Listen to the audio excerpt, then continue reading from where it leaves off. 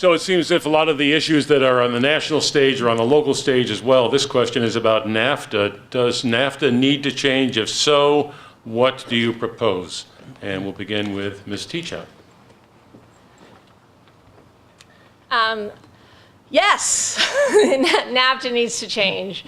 I've been a long critic of NAFTA and a critic of the Trans-Pacific Partnership.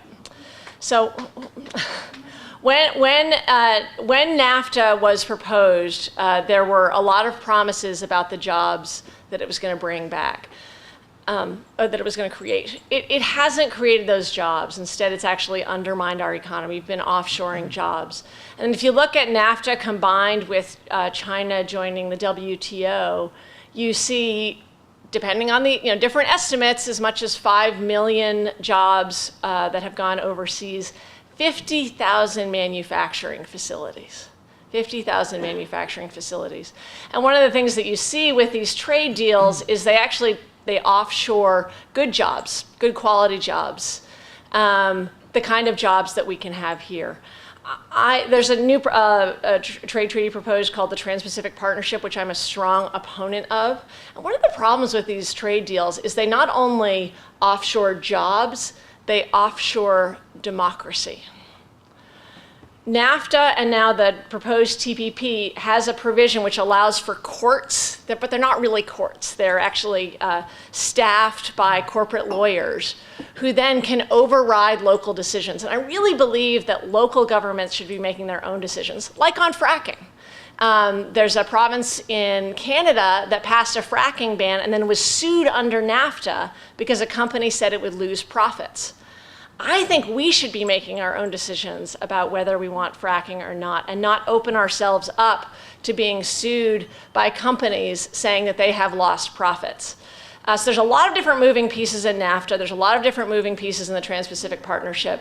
But I think we've seen the experiment. It didn't work, and we have to fight to bring jobs home and support local manufacturing.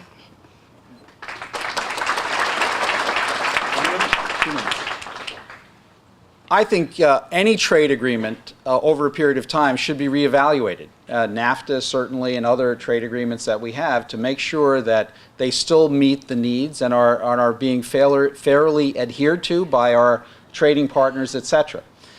I would like, though, to remind us that those who fail to remember history are doomed to repeat it. I'd like to introduce you to Messrs. Smoot and Hawley. And a lot of the conversation we hear today is reminiscent of what we heard in the early 30s. And then a Republican Congress adopted the Smoot-Hawley tariffs, which took a national recession and a worldwide recession and turned it into a worldwide depression. So we have to be very careful in this regard that we do not take actions that critically affect our ability to do business around the world. We need corporate tax reform to end these inversions where companies try to change their shirt, move their headquarters, etc. We should bring $2.7 trillion of U.S. corporate earnings home, repatriate it without subjecting it to double taxation. That will help encourage jobs here. We also have to remember, when you're looking at the North American Free Trade Agreement, 680,000 jobs in New York State are dependent upon our relation with who? Our largest trading partner, Canada. So while we have specific issues with dairy and timber with Canada right now that we have to fight hard for our people on, the fact is we have to be very, very careful that we do not make the same mistakes that people in the 1930s did. Our economy is teetering on the brink around the world. It's in much difficulty. You see these populist movements arising around the world in large part in response to this. So our response should be intelligent. We should have corporate tax reform. We should have income tax relief and regulatory relief to get our economy moving again. And remember, we're 5% of the population and 95% of the customers are elsewhere around the world.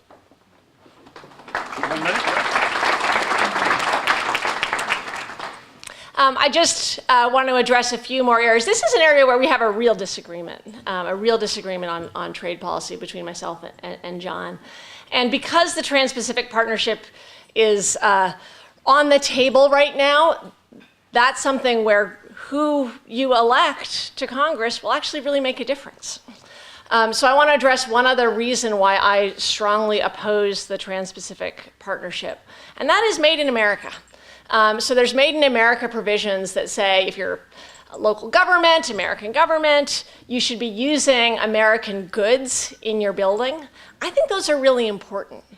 And the Trans-Pacific Partnership, which is the United States and 11 countries in the Pacific Rim, would undermine those provisions, saying that any country in those 12 countries should get the same treatment. I really want to support the work of workers here and the work of our stuff here. Thanks. Well, I too do not support the TPP as it's written. I mean, I think President Obama negotiated a bad deal. Chris Gibson will tell you chapter and verse about it. So I'm consistent with Chris Gibson's position in that regard.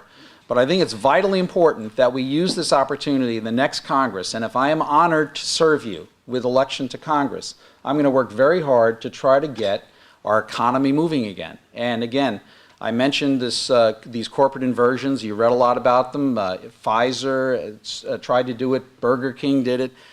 The reason they do that is because alone among our industrial competitors, we have double taxation of U.S. corporate earnings earned abroad.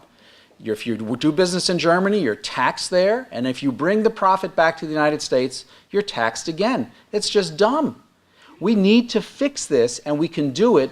There are good Republicans and good Democrats in Congress, like Senator Ron Wyden of Oregon, a liberal Democrat, who recognize this and recognize that we need to come together for corporate and individual tax reform to get our economy moving.